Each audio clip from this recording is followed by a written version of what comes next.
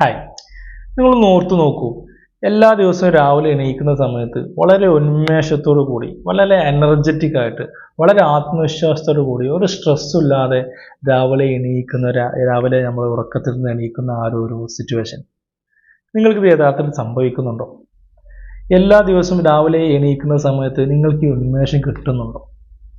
അങ്ങനെ കിട്ടുന്നില്ലെങ്കിൽ നിങ്ങൾ നിർബന്ധമായിട്ടും ഈ വീഡിയോ മുഴുവനായിട്ടും കാണുക എന്നുള്ളതാണ്. അതിൻ്റെ വളരെ പ്രധാനപ്പെട്ട ഒരു കാരണം നമ്മൾ ഉറക്കം ശരിയായ രീതിയിൽ നടക്കുന്നില്ല എന്നുള്ളതാണ്. എവിടെയോ എന്തൊക്കെയോ തകരാറ് പ്രശ്നം നമ്മൾ ഉറക്കത്തിന് സംഭവിക്കുന്നുണ്ട്. അതുകൊണ്ടാണ് നമുക്ക് ഈ ഒരു ഉന്മേഷം രാവിലെ എണീക്കുന്ന സമയത്ത് കിട്ടാത്തത്. അപ്പോൾ വളരെ നല്ല രീതിയിൽ ഉറങ്ങാൻ വേണ്ടി, ഒരു നല്ല ഹെൽത്തി ആയിട്ടുള്ള സ്ലീപ്പ് കിട്ടാൻ വേണ്ടി നമുക്ക് എന്തൊക്കെ ചെയ്യണം എന്നുള്ളത് നമുക്ക് ഇന്ന് ചർച്ച ചെയ്യാം. അതിലാദ്യമായി നമ്മൾ ശ്രദ്ധിക്കേണ്ട ഒരു കാര്യം, നമ്മളൊരു റെഗുലർ ആയിട്ടുള്ള ഒരു സ്ലീപ്പ് ഷെഡ്യൂൾ ഉണ്ടാക്കി വെക്കുക എന്നുള്ളതാണ്. എല്ലാ ദിവസവും കൃത്യസമയത്ത് ഉറങ്ങാൻ വേണ്ടി ശ്രമിക്കുക, കൃത്യസമയത്ത് എണീക്കാൻ വേണ്ടി ശ്രമിക്കുക. അത് എല്ലാ ദിവസവും തുടർന്നു പോവുക. എന്നാൽ മാത്രമേ നമ്മുടെ ശരീരത്തിലുള്ള ഇന്റേണൽ ബയോളജിക്കൽ ക്ലോക്ക് ശരിയായ രീതിയിൽ പ്രവർത്തിക്കുകയും അത് കൺഫ്യൂഷൻ ഇല്ലാതെ പ്രവർത്തിക്കുകയും അത് നമ്മുടെ ജീവിതത്തിൻ്റെ, നമ്മുടെ ലൈഫ് സ്റ്റൈലിൻ്റെ ഒരു ഭാഗമായി മാറുകയും ചെയ്യുമെന്നുള്ളതാണ്. അപ്പോൾ നമ്മൾ ഉറങ്ങുന്ന സമയത്ത് വളരെ കൃത്യനിഷ്ഠതയോടുകൂടി ഷെഡ്യൂൾഡ് ആയിക്കൊണ്ട് കറക്റ്റ് സമയത്ത് ഉറങ്ങുകയും കറക്റ്റ് സമയത്ത് എണീക്കാനും വേണ്ടി ശ്രമിക്കുകയും ചെയ്യുക എന്നുള്ളതാണ് ആദ്യമായി നമ്മൾ ശ്രദ്ധിക്കേണ്ടത്. ഇന്നൊരു 10 മണിക്കാണ് നമ്മൾ ഉറങ്ങുന്നതെങ്കിൽ നാളെ ഒരു 1 മണിയാവും, അല്ലെങ്കിൽ 2 മണിയാവും, അടുത്ത ദിവസം ചിലപ്പോൾ ഒരു 11 മണിയാവും.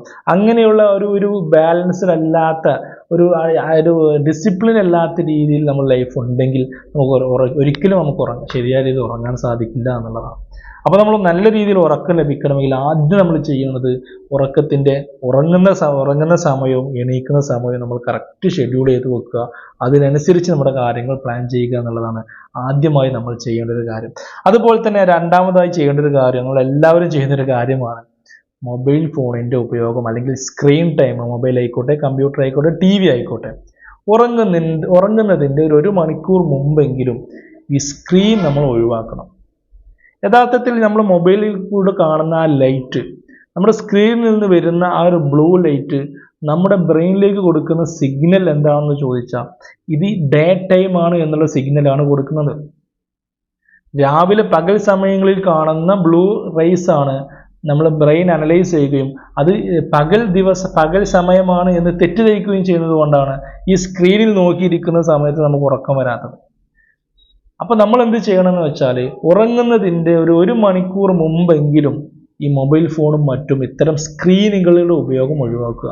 നമുക്കതിന് പകരമായിട്ട് ബുക്കോ മറ്റോ വായിക്കാവുന്നതാണ്. അപ്പോൾ ഈ ഒരു കാര്യം നിങ്ങൾ നിർബന്ധമായിട്ടും ശ്രദ്ധിക്കുക, നിങ്ങൾക്ക് നല്ല രീതിയിൽ ഉറങ്ങണമെന്നുണ്ടെങ്കിൽ.